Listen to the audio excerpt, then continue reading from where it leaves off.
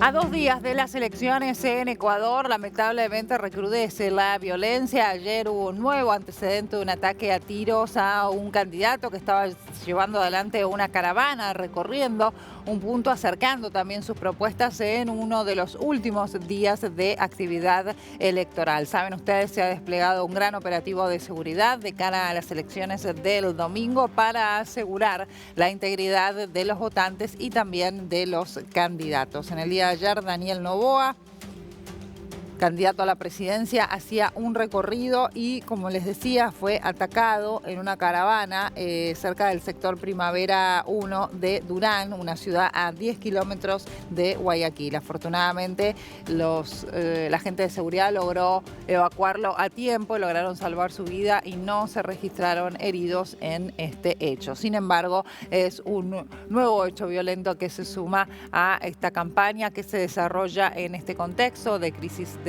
seguridad y de crisis política. Para analizar cómo se vienen preparando estas últimas horas, estamos en contacto con Fausto Camacho, coordinador del Observatorio Ciudadano Electoral, integrante del colectivo Voces por la Democracia, en vivo desde Quito. Fausto, muy buenos días. Agustina Scioli te saluda desde Argentina para toda la región. Muy buenos días, gracias por la invitación y bueno, estamos a la orden.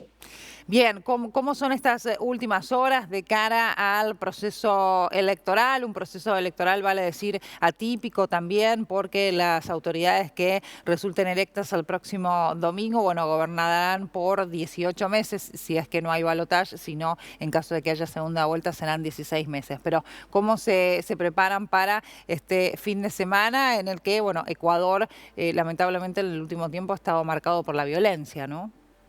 Sí, bueno, este es un componente de este proceso electoral nunca antes vivido en ese nivel. Ujú. Eh, Como deben todos ustedes saber, tú debes saber, Sí. fue asesinado un candidato presidencial, Fernando Villavicencio, que era un duro cuestionador de Correa, el expresidente Correa, y donde ese fallecimiento, ese crimen, ese asesinato, pues significó una remoción muy fuerte de las preferencias electorales, del tablero electoral, como se dice, y efectivamente, pues el país pasó adicionalmente a una situación de incertidumbre respecto de las preferencias electorales que hasta entonces estaban aparentemente claras, al menos respecto de quién era, y creo que estoy usando correctamente el verbo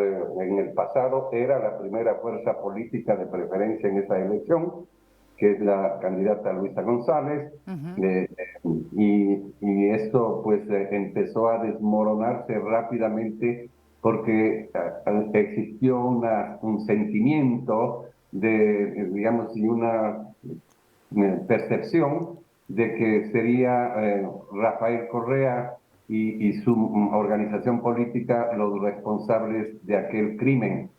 Más allá de que existan o no pruebas, eso no es de lo que está en juego ni lo que estoy señalando, sino que la dura confrontación que habían tenido siempre Claro. durante años y particularmente en esta campaña, pues al momento de su asesinato, los ojos volvieron la vista hacia Correa y su candidatura. Ujú. Pero nadie sabe hacia dónde finalmente esas preferencias electorales han migrado y existe mucha especulación. Eso en el ámbito, digamos, de las tendencias y sí, efectivamente, estas elecciones han estado marcadas por un altísimo grado de violencia que es la proyección de un estado de violencia antes de las elecciones por la presencia de bandas de crimen organizado que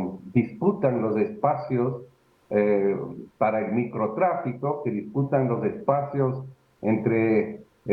para la facilidad de la exportación de droga que se produce básicamente en Colombia y que se comercializa en un porcentaje alto atravesando el territorio ecuatoriano para llegar a sus puertos o para cruzando el territorio ir hacia el sur del continente. Esta realidad nueva ha incidido en una presencia de violencia permanente que se ha incorporado en esta ocasión a la campaña electoral y a que los políticos puedan ser blanco efectivamente de esa acción perniciosa.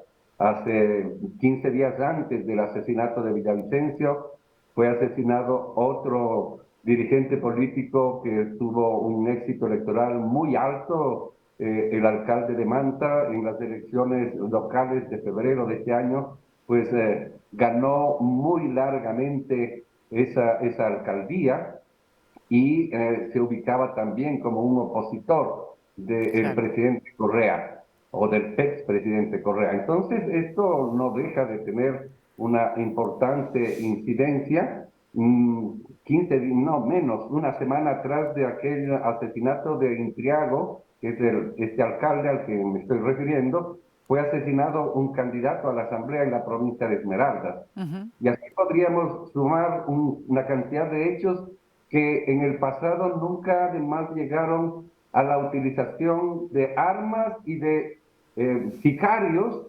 para llevar adelante estos actos. La violencia política en el pasado a veces estaba en la confrontación entre partidarios de uno Claro. u otro candidato o candidata, Ujú. pero este escenario es totalmente nuevo y produce obviamente también miedo, que es una de las cosas que seguramente estos grupos delictivos quieren generar eso en la sociedad. Hay miedo en la sociedad y presumen que irá a votar menos cantidad de gente, presumen un ausentismo importante o al contrario, es decir, todos estos hechos y el hartazgo también que hay en la sociedad producto del miedo, de la violencia que se vive en las calles y demás, sostienen que va a hacer que la gente a pesar del miedo vaya a votar. Personalmente creo que la gente, a pesar del miedo, irá a votar.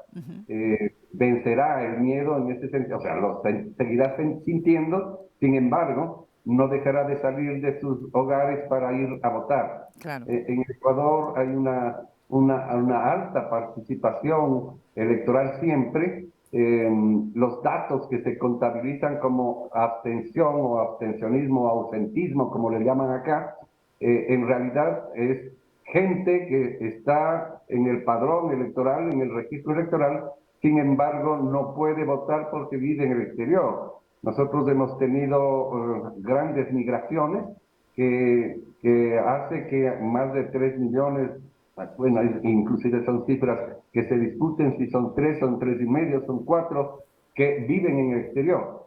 Pero si tuvieron algún momento el documento de identidad, la cédula de identidad, no dejan de estar en el padrón porque en el Ecuador las elecciones, digamos, el voto es obligatorio, entonces con la información estatal se los incorpora al registro electoral. Ujú. Y de ese gran número que hay arriba, digamos, afuera del país, apenas 500.000 en algún momento se registraron en el exterior, y entonces hay un subregistro de los que están en el exterior, en realidad están empadronados acá, pero no votan por esa razón. Claro. Entonces, ese fenómeno creo que se volverá a repetir, porque es imposible que no suceda, pero abstencionismo porque haya, digamos, decisión voluntaria de no ir a votar no existe, sino en porcentajes muy bajos. Bien. Muchas gracias por este contacto con nosotros. Estaremos siguiendo de cerca el desarrollo de las elecciones, inclusive con un programa especial en la pantalla de DNews. Muchas gracias y ojalá desde aquí nuestros mejores deseos que transcurra en paz la jornada electoral. Gracias a ti y pues gracias también a esta solidaridad hacia que esto termine bien el día domingo. Ojalá así sea. Hasta luego. Hasta luego.